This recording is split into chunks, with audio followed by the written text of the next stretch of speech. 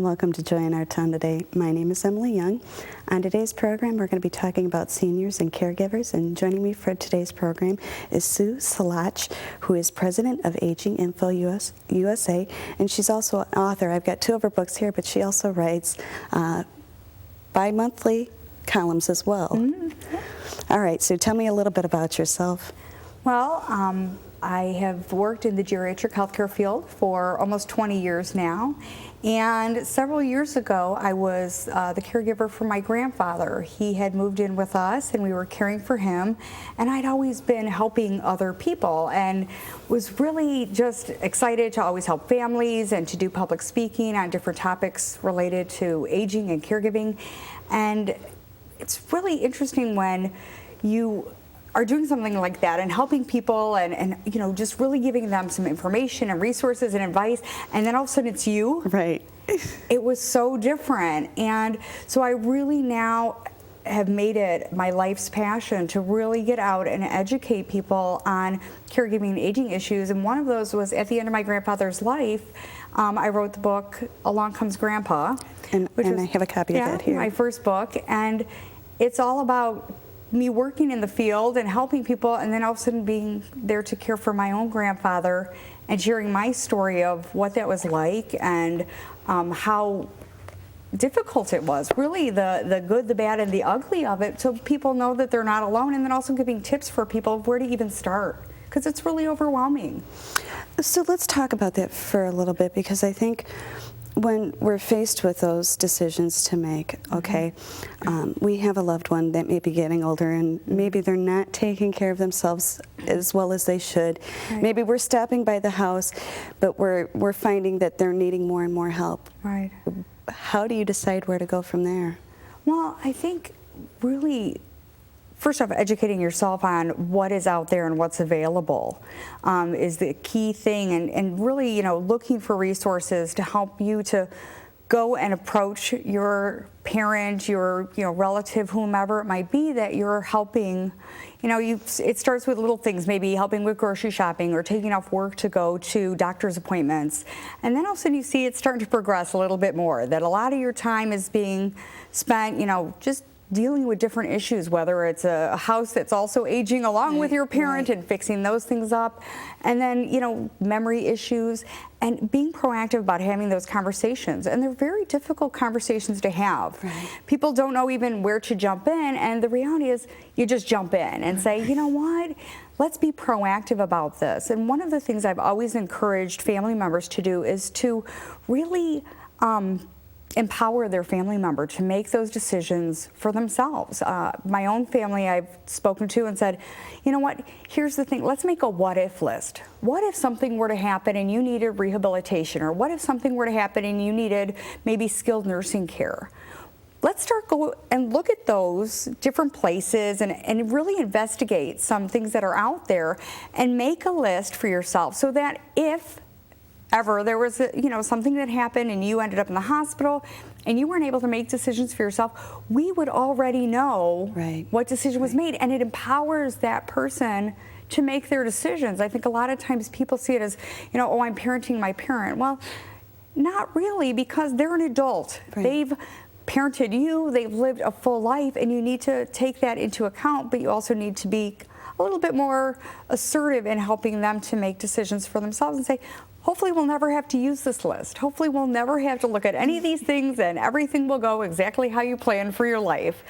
But that doesn't always happen, and what happens then is an emergency happens. Someone falls, they break a hip, or maybe they fall in their home and they're there for a few days because their daughter doesn't come to visit till Wednesday and this happened Monday. And all of a sudden it's an urgent situation, and so what's happening is people are making decisions reactively instead of proactively. You know, so you said that it's really hard to have those conversations.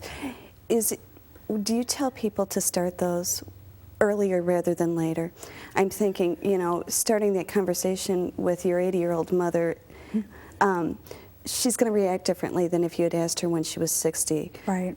Do you see that, you know, starting those lists earlier and saying, okay, we really need to sit down and say what your wishes are, and to see where we stand as a family too, because if you're talking about bringing a loved one into your home and caregiving, that also places other burdens on family members. Right, and you're dealing with those issues, especially when you have several siblings, all of whom love their parent.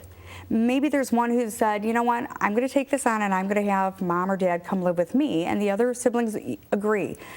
There's still a lot of dynamics that go on because you're making decisions for someone, and then the other siblings are coming in and maybe they're not agreeing with the decisions that you're making. And so to really talk through those things ahead of time with somebody, you know, again, earlier the better, and we should all be making those decisions for ourselves as well. It doesn't matter how old you are. We all should have the power of attorneys and the living wills and all of those things, because you never know. Right. We never know what's going to happen. And to take that burden off of somebody else. And that's the conversation that I had with, especially with my father. I said, you know, I don't want to have that burden on me, because I know that you've always been a very independent guy. And yeah, I can make those decisions for you, but I know that you would like to make them yourself. So here's some tools that can help you make those decisions. If you could fill this out and we could have copies of it, that would be great. So that if a time ever came where you could make decisions for yourself, my sister and I would know exactly what you wanted. Do you see that it's also important before some event happens to have that down so you know exactly their wishes? I think a lot of times when emergencies happen and we've appointed guardianship or made other arrangements and not discuss those issues with them, they make our choices for us. Right, right. You know, I hear of this very often. An example of, we had a friend of ours, his father had a massive stroke, and there was no power of attorney. The first person who came to the hospital was actually another relative who made the decision to put him on different types of life support, which he had known that his father didn't want. The problem is then undoing that decision is very difficult.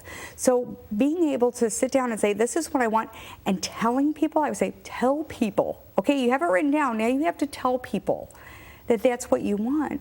Because I think a lot of times, again, you're being reactive, you're going into a situation, this is somebody you love, and saying, no, no, no, we have to do everything possible, and instead of looking at the quality of life and looking at what they actually would have wanted.